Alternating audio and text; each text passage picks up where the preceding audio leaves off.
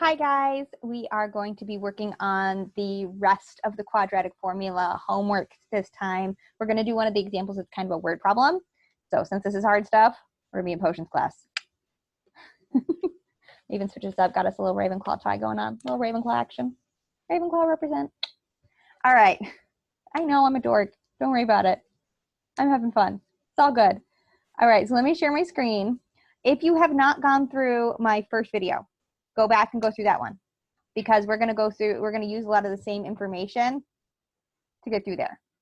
All right, so what this is example 2 out of the textbook, out of Big Ideas. So if you want more information, if you want to see someone else do it, whatever you want to do, they have it there in the textbook, the resources on your Big Ideas. So this is example 2 from section 9.5. So there is a question like this on your homework. It's the last question, and it is the hardest question. So we're going to do this example together just so that we can see what's going on and what you're really expected to do. So the question is the number y, so it's just saying that y is the number of wolf breeding pairs in however many years, x years, since 1990. So it can be modeled by this function. So we have this, and that's great. So we've got the formula. They're not making us figure it out or guess or anything. And I think the one in your homework is in fact whole numbers, not decimals, but we'll make it work with decimals. I'm just gonna make sure I got my calculator pulled up. So I have it. So what we're gonna do is it's very tempting when you see a problem like this just to plug it in and go from now. But the problem is we don't want to know what happens when y is 0. Because if we plugged this in right now, it would tell us when there's no breeding pairs. We want to know when there's 35 breeding pairs. So what we really have to do with this one first is we have to set it equal to 35. So we have to know, because we want to know what happens when y is 35, 35 breeding pairs. We want to know when that is 35. So what we need to do first is to set this 0.20 x squared plus 1.8x minus 3. So all we've done is plugged in is 35 for y. Then what we need to do is whenever we are doing quadratic formula, I said this in the first video, whenever you are solving with a quadratic formula, it has to equal 0. So what we need to do to get this to equal 0 is subtract 35 from both sides, minus 35. Boop. So we're going to wind up with a 0 over here. This 0.20x squared hasn't changed. This 1.8x hasn't changed. The only thing that changes is minus 3 becomes minus 38. All right, now we have our quadratic formula, or our formula set up for quadratics the way we want it to be. So now we're going to have this guy right here is our A. Let's see, purple, come on. This guy right here, our 1.8, is going to be our B. And then, let's go yellow. The minus 38 is going to be our C. So what we need to do is plug this in to the quadratic formula. So we're going to have our x equals. And then I like to put all the structures in just because it makes for simpler stuff when I'm plugging everything in. If you got it so that you can just straight up write it down, that's good. I like to color code stuff, so things go a little wonky for me with the color coding and the fact that PowerPoint likes to argue with my pen colors. So what I'm going to do is I'm going to start with my B's. I'm going to put all the B's in the formula. So we've got this 1.8 here, and then we've got this 1.8 here, and it's being squared right there. This is going to wind up being decimals, and that's okay. That's why we have the quadratic formula. It works even when things are decimals.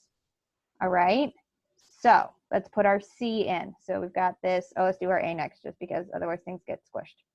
So let's do A, and we're gonna have our 0.20, and we're gonna have 0.20. And then we're gonna put our yellow, our C over here, our minus 38.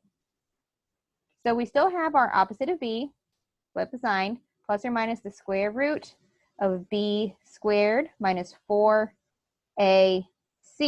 all of that over 2A. So it's still the same thing. I just kind of wrote things in a funny order because my pen is argumentative with color changes.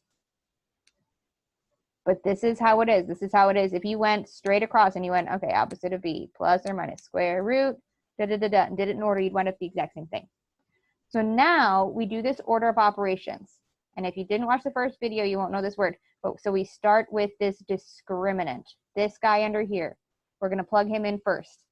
Do not be tempted to take this whole business and type it into your calculator in one go. It's very tempting. I can almost guarantee you'll get it wrong because our calculators are not as smart as we think they are. And something will get missed, something will get confused. Some things may wind up with values that don't make sense. All right, so break it into pieces and use the pieces in the calculator. Do not jump and do the whole thing in one go. You'll get something wrong. All right, so now what we're going to do is I'm going to do just that discriminant, that little bit under the radical first. So we've got our negative 1.8 plus or minus the square root. And I'm going to leave this, we can multiply this guy and simplify this. So, oh goodness, my phone's locked. There we go. All right, so our calculator, so we're going to just type in our calculator, 2 times 0.02, goodness, 2 times 0.2. So this gives us the bottom fraction is 0.4. So up here, now what we're going to do is we're going to do the 1.8 squared, and that gives us 3.24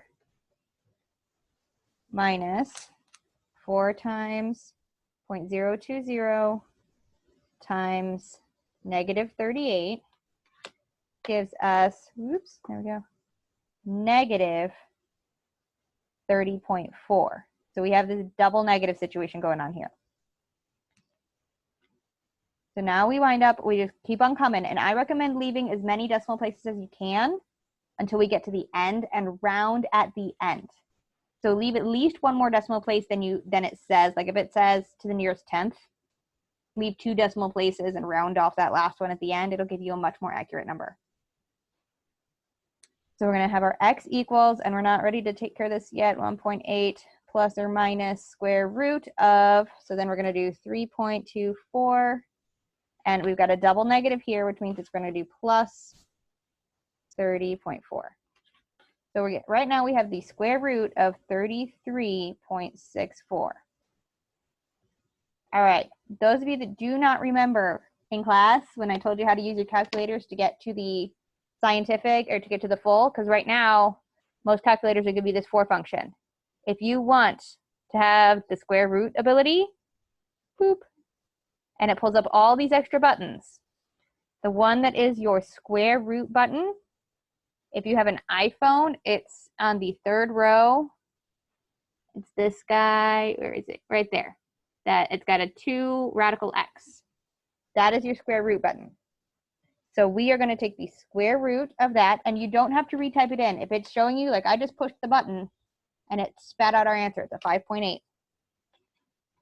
So now we have our x equals negative 1.8 plus or minus 5.8 divided by 0.4. So now we're going to split this into 2 things. I'm going to switch colors just because we're getting super smushy. All right. So now we're going to have our x equals negative 1.8 plus 5.8 divided by 0.4. And then our other option, boop, is going to be the x equals negative 1.8 minus 5.8 divided by 0.4. And this, now at this point, just type things in the calculator. So we've got our 1.8, negative 1.8, minus 5.8 divided by 0.4. And that's going to give us negative 19. This blue one winds up being negative 19. Boop. And then our other one was 1.8 negative, that's point, I typed it in wrong, 1.8 plus 5.8 divided by 0.4. That gives us 10. All right, so this wound up with decent answers, but not necessarily, it doesn't always. Often it'll wind up with decimals or fractions or some kind of crazy thing. The last step in these word problems is you've got to figure out which one's the right answer, because only one of these is probably going to be right. Occasionally both will be relevant, but sometimes one of them is not going to make sense. So if this is talking about years after 1990, so if I'm looking at 10 years after 1990, this would be the year 2000, right? 1990 plus 10. If I'm looking at years after 1990, negative 19 means we're going backwards in time to 81? No, earlier than that, 71. Yeah, 1971. So nearly 20 years. We're not time traveling backwards to undo whatever's happened to the wolves. That's not the thing we're doing. So this one doesn't make sense. Doesn't make sense. So this one's not our answer. This guy over here, 10 years since 1990 or after 1990, because that's when they got their data. So make sure you look at it. One of the answers will make sense. Often it's the positive one, not always. So make sure you use your brain, use your logic, think about it, have a plan. Make sure you have the formula with you, write it down. All right, so let me stop our screen share. So make sure you write the formula down, have it with you. You can use it, utilize the tools at your disposal. Remember this week, you've got your homework on big ideas. Send me questions if you have them. I am here to answer questions. I'm here to help you with anything. If you need anything, please let me know. I can get you, if I can't help you, I can get you in contact with somebody who can. All right, so be patient, be kind to your grown-ups, be kind to your siblings if you have them. This is a hard situation for everybody. So please let me know if you have any questions.